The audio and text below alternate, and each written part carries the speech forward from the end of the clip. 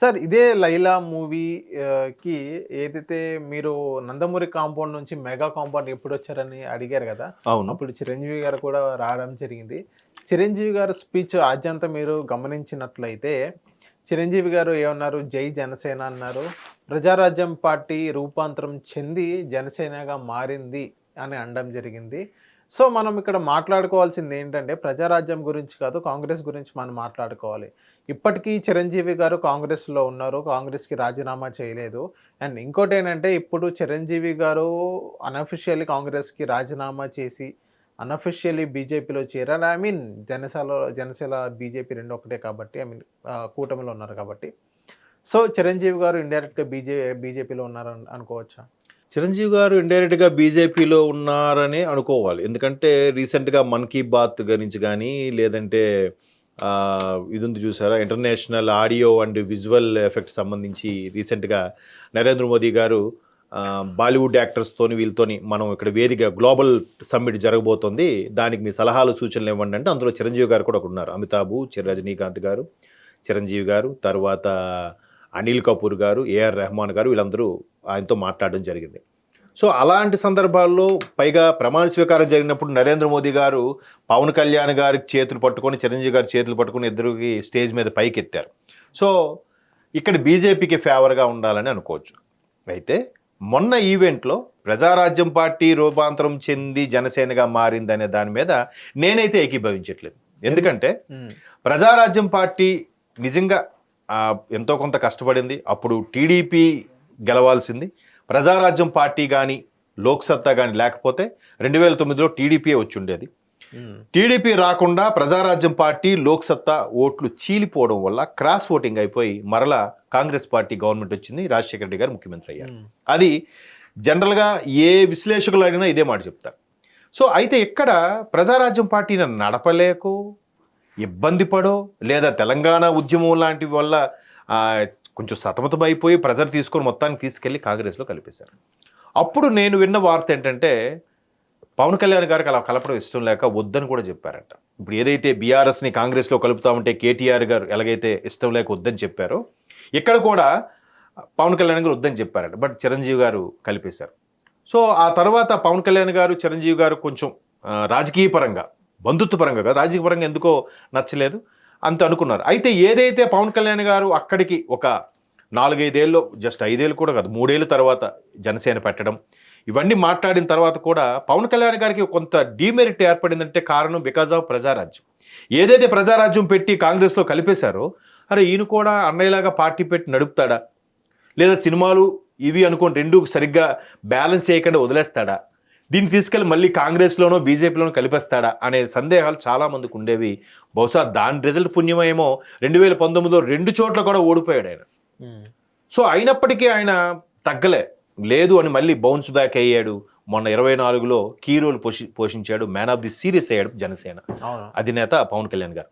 So ఇప్పుడు elections ముందు కూడా ఈయన ఎప్పుడు ఎక్కడ జై జనసేన అనలే చిరంజీవి గారు. ఇప్పుడు ఎందుకు అంటున్నారు?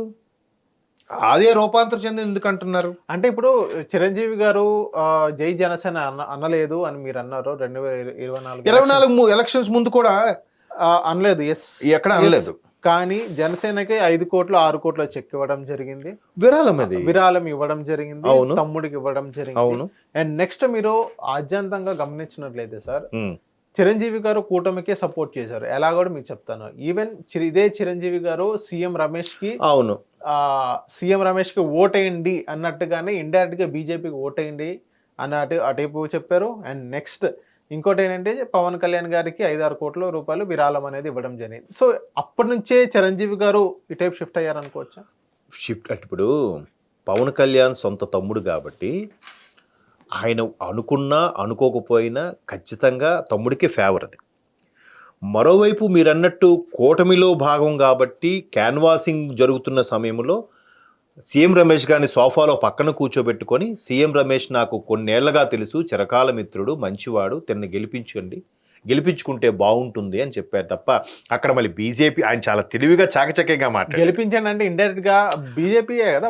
ఆఫ్ కోర్స్ అవ్వ పేరే ముసలమ్మ, అవ్వన్న ముసలమ్మ ఒకటే లేండి. సో అట్లాగన్న మనిషి ఇక్కడ మళ్ళీ చాలా సందర్భాల్లో ఆడియో ఫంక్షన్స్లో కూడా ఇట్లా చెయ్యిలాగా అనుకుంటూ తమ్ముడు నాలా కాదు విడిచిపెట్టడు ఏదైనా సాధించే వరకు అన్నట్టుగానే చెప్పారు తప్ప జై జనసేన మాత్రం ఎక్కడ అనలే. ఎక్కడన్నా పార్టీ But- పేరు ఎత్తలా. బట్ ఆబ్వియస్లీ భార్యని కొడుకుని పిఠాపురం పంపించాడంటే ఇంకా ఆయన సపోర్ట్ ఎవరికండి? అవును. ఖచ్చితంగా తమ్ముడు పవన్ కళ్యాణ్ గారికి. ఈవెన్ పవన్ కళ్యాణ్ గారు కూడా గెలిచిన మరుక్షణం ప్రమాణ స్వీకారం కూడా చేయలేదు, వెళ్ళి అన్నయ్య కాలుకు దండం పెట్టి ఆశీర్వాదం తీసుకున్నారు, అవునా కదా? సో ఇటువంటి నేపథ్యంలో ఎక్కడా మాట్లాడిన వ్యక్తి అంటే ఆయన చిరంజీవి గారు చాలా మంచి వక్త. ఎంత మంచి వక్త అంటే ఎక్కడ ఒక పదం తొనికిసలాడ్డు, ఎక్కడ ఒక తప్పు పదం జారవిడించడం. అటువంటి వ్యక్తి ప్రజారాజ్యమే రూపాంతరం చెందిన జనసేన అనే దాంట్లో ఆయన ఉద్దేశం ఏమి ఉంటుందని నేను అనుకోవడం, ఆల్మోస్ట్ ఆల్ మెగా కాంపౌండ్లో ఉండే ఫ్యాన్స్ అసోసియేషన్ ప్రెసిడెంట్స్ ఎవరైతే ఉన్నారో వాళ్ళందరూ బై డిఫాల్ట్గా జనసేనకి కష్టపడి పనిచేశారు, జనసేనకి ఫేవర్గా ఉన్నారు. సో ఈ ఫ్యాన్స్ అసోసియేషన్ ప్రెసిడెంట్స్ ఎవరైతే ఉన్నారో వాళ్ళు చాలామంది 2009లో ప్రజారాజ్యం పార్టీ తరఫున కొంతమంది పోటీ చేయడం కూడా జరిగింది, కొంతమందికి టికెట్లు రాలేదు, అప్పుడు కూడా దుమారం రేగింది, టికెట్లు అమ్ముకున్నారు, వాళ్ళ బంధువులే అమ్మేశారు, చిరంజీవి గారి బంధువే అమ్మేశారు అన్నట్టు కూడా వార్తలు వచ్చి అది పక్కన పెట్టండి.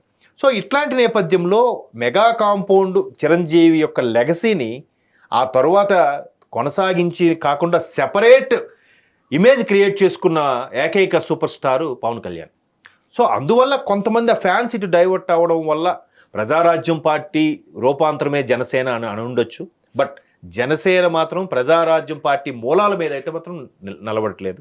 ఇది సెపరేట్గా ఒక ఇమేజ్ని, ఒక పార్టీని, ఈవెన్ మొన్నే రీసెంట్గా గుర్తును కూడా సొంతం చేసుకుంది, గ్లాస్ గుర్తుని. ఓకే, ఇంకెవరికి కేటాయించే పరిస్థితిలో లేదు.